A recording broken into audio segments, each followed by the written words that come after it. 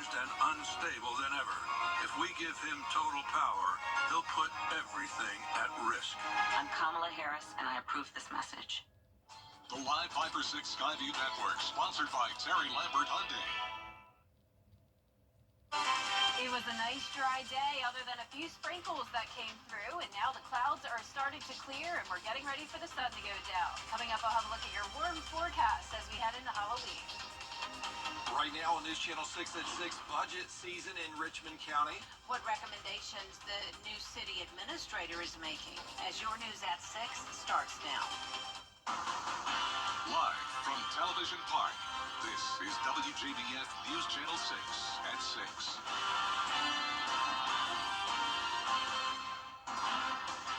Good evening, everyone. I'm Jenny Montgomery. I'm Brad Means. We do thank you for joining us. Coverage you can count on begins with an arrest in the murder of a 19-year-old in Rennes, Georgia. Jesse Brown Jr. is charged with murder in the death of Kaya Shields. The young woman's mother tells our Hannah Latier she's relieved about this new development as the investigation continues. In the past year, many people in Rennes have advocated for putting an end to gun violence and finding the person who killed Kaya. Now, this arrest is providing a sense of justice and closure in this tragic case. Kaya's mother, Sharika Pitts, tells us she was losing hope her killer would be found. But Monday, she got the call she's been waiting for. She's grateful for the support she's received from people in the area and wants to use Kaya's story as a platform to help end gun violence. She still wants to know why her house was targeted, but feels safer knowing Brown is off the streets. It felt like a ton of bricks just lifted off me. It felt good to hear that they arrested him for killing her. It felt good. It really did, because she deserves justice. And we all deserve justice and closure and peace and answers. Now, this investigation is ongoing and more arrests are expected. If you have any information about this case, contact the Jefferson County Sheriff's Office or the GBI, and we'll have those phone numbers at WJBF.com. In Rennes, Hannah Latier, WJBF News Channel 6. It is time now for our first check of the weather. Here's Chief Meteorologist Jenna Petracci. Well, it's pretty much completely dry out there at the moment. As I mentioned, we have been tracking a few sprinkles today, but we're really not even seeing that on Live Viper 6. Notice there are some scattered showers just to our south and east. So Bamberg County may get a little bit more rain. They've had it on and off throughout the day, but really only amounting to trace amounts here and there in some of the parts across the Midlands. Here in Augusta, it has been completely dry, though, and you can see it's very overcast. Here's a look at our Terry Lambert Hyundai Skyview cam. We had near average temperatures today. Started out our Tuesday at 47, climbed to 74 in the afternoon. So every day we are getting just a little bit warmer.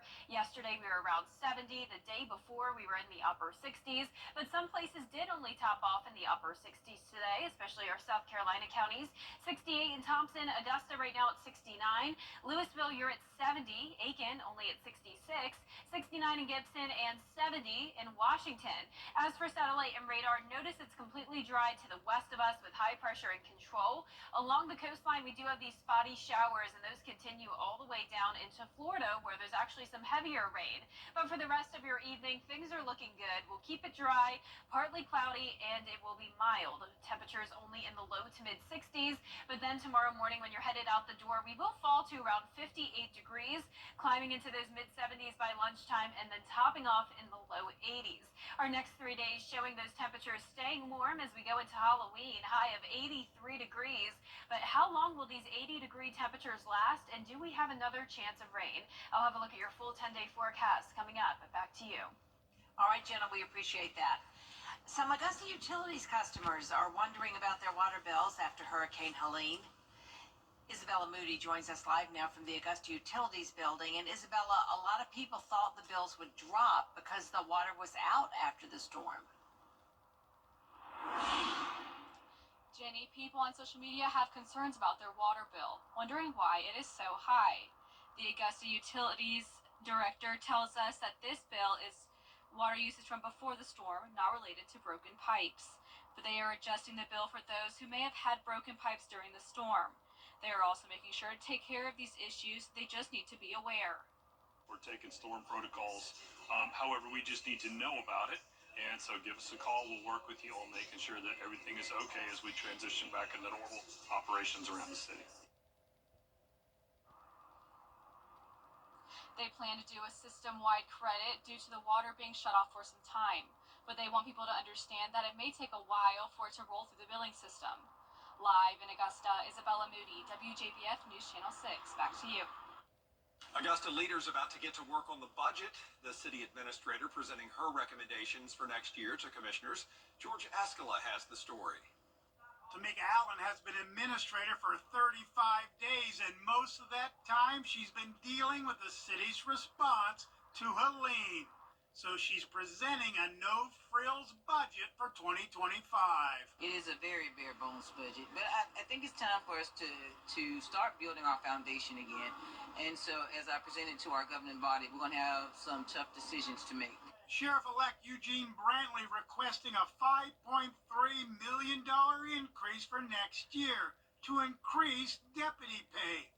For many commissioners, helping public safety is a budget priority. I feel that in order to make Richmond County Sheriff's Office better, we've got to put money in there. But the administrator's recommendations holds department spending at this year's levels, meaning no increase for the sheriff nor the district attorney's office. The money is just not there now, but I am going to work with them to see what we can do to get them the pay structure and things in place that they need.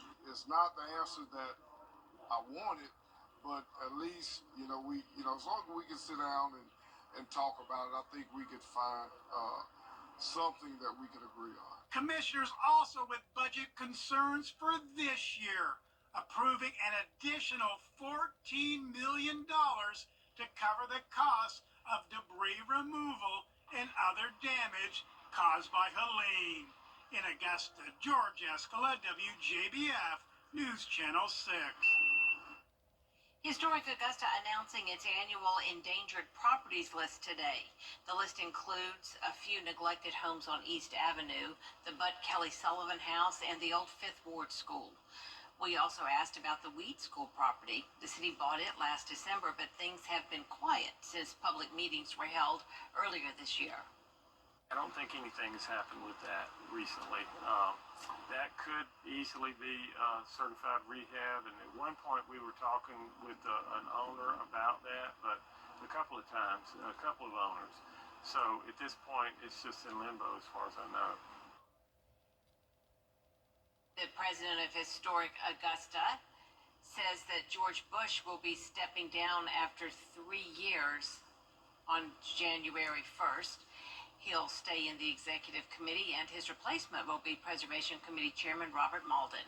With 1 week before Election Day, candidates making their final push for voters all across the country and right here at home, like Lucas Grant, pounding the pavement. 14 years of experience in law enforcement, and he highlights the urgent need for school safety, says he wants to increase the number of certified officers at the sheriff's office and create specialized traffic and drug units. I'm going to bring a drug interdiction team because we have 39 miles of interstate, not even patrol. So how do you think that narcotics or trafficking happens? Because we're not out doing our job. But under my leadership, we're going to do our job because I'm going to set the standard. Remember, early voting continues until Thursday in Georgia and Friday in South Carolina. If you want to work at next year's Masters Tournament, here's your chance. A job expo will be held Thursday, November 14th at the Hub for Community Innovation on Chafee Avenue off Walton Way. Tournament officials will be looking to hire for concessions and hospitality, culinary, merchandise, and security positions. You can apply online now. That information is on our website, WJBF.com. Coming up, the race for the White House down to the final week. Hard to believe. We're going to hear from both candidates on the campaign trail next.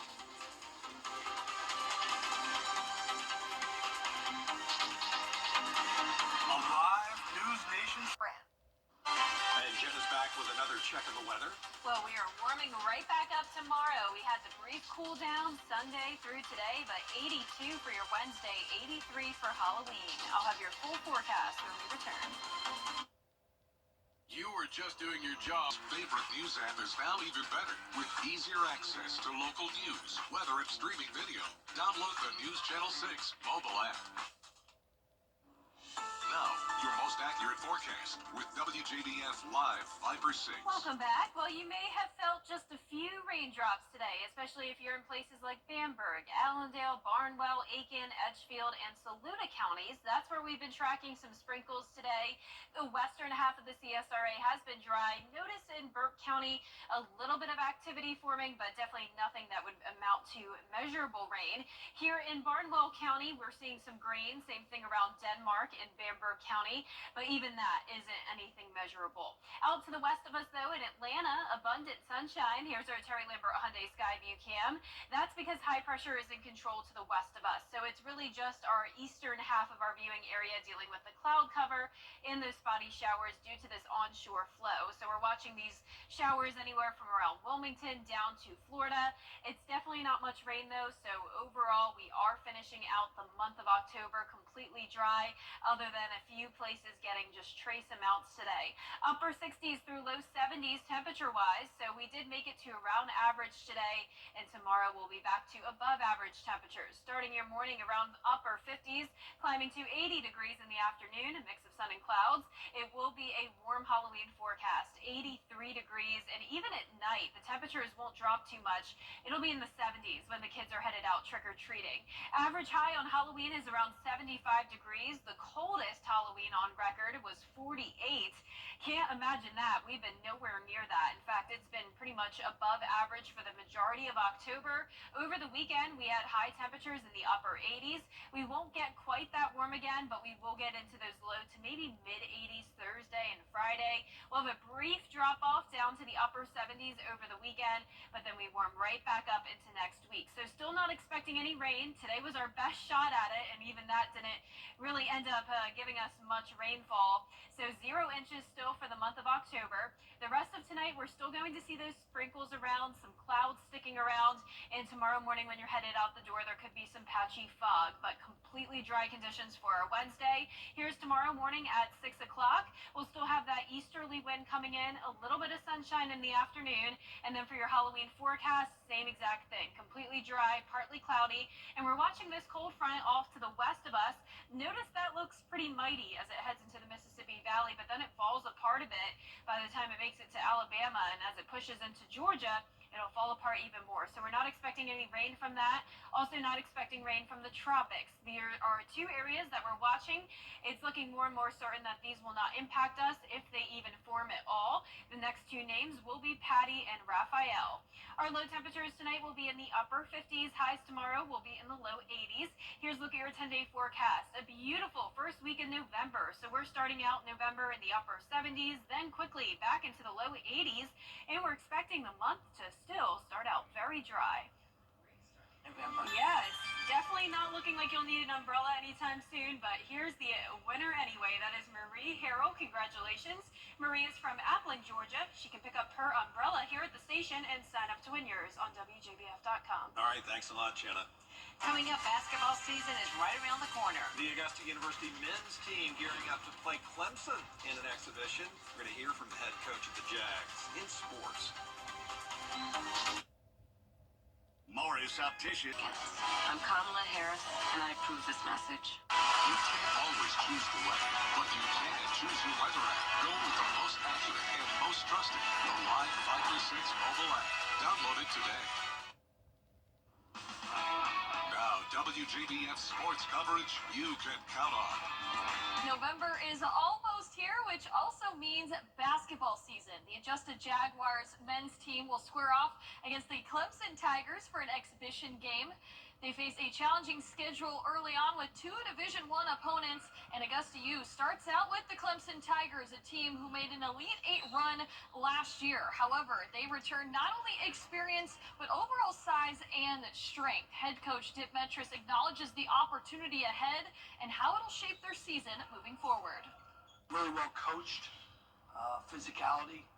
Our thought process, I think, and I don't know, I think it's the best one we've played in an exhibition game, okay? Because some other teams we were able to play, their program was at the same point. So, huge challenge, and look forward to a great challenge and a playing against a great program.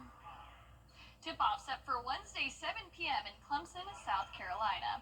And speaking of Clemson, the 6-1 Tigers are back in Death Valley, gearing up for an ACC matchup against the Louisville Cardinals. The Tigers off to a 5-0 start in conference play for the 8th time under head coach Dabo Swinney. And Clemson, they are outscoring their opponents by an average of 23.6 points per game. And Cade Klubnik and the Tiger offense, they're averaging 42 points per game, the 4th best in the FBS this season. And Klubnik could become the first Clemson quarterback since 2019 to throw multiple touchdown passes in 6 consecutive games. And speaking of those streaks, the Tigers 8-0 all-time against the Louisville Cardinals, and they'll look to make it 9-0. You got to continue to do the things that have gotten us to this point. And that's, number one, taking care of the ball, winning the big play margin, and we've been a very good third down team. We've been good on third down offense, good third down defense, and that's been a huge factor for us. None more of those than the turnover margin and what we've been able to do. Yeah, but those are 2 mistakes. Kickoff set for 7:30 p.m. at Memorial Stadium on ESPN. And in Columbia, it's homecoming week for the South Carolina Gamecocks. The Gamecocks improved to 2-3 in conference play after a dominating win against Oklahoma. Meanwhile, the Texas A&M Aggies, the only undefeated team left in SEC play, coming off a 17-7 win against the LSU Tigers. Doing the things that you have to do to win football games. Credit to the coaching staff and the players for the way they're performing. We have a big challenge, but optimistic about the opportunity that we have. We should be at our best on Saturday as well, in the sense that we're 7 games in. We're coming off a bye week. We're healthier than we've been. Kickoff is set for 7:30 p.m. right here on News Channel 6. And finally, it's that time to vote for the Football Friday Night Player of the Week. This week's nominees come from Thomas Jefferson Academy, Lincoln County, Edmund Burke Academy, Aquinas, and Saluda. So be sure to vote once per day, and we will announce the winner on Football Friday night. All right, Gianna, thanks. Thank you. We'll be right back. Next Plumbing, your personal plumber for whether you're seen on the big screen or you're impacting the local community in a big way, Black excellence is all around us, and we want to celebrate you. Every week, we are highlighting Black independent artists, mainstream entertainers, and inspiring entrepreneurs, and all these stories are right at your fingertips. Visit WJBF.com and count on News Channel 6, where we celebrate Black excellence every day. Celebrating Black excellence 365, only on News Channel 6. At WJBF's Television Park Productions, our mission is to provide local businesses with top quality video and digital content at an affordable price. With decades of experience, our award-winning creative team will guide you step by step through the creative process, resulting in a successful marketing message for your brand. Over the years, we've helped hundreds of local businesses expand their voice. Visit WJBF.com/creative to find out how we can do the same for you. As we rebuild from Hurricane Helene, News Channel 6 is here for you. Find a detailed list of food and water, medical assistance, and other much-needed resources at WJBF.com/Helene. We will recover together.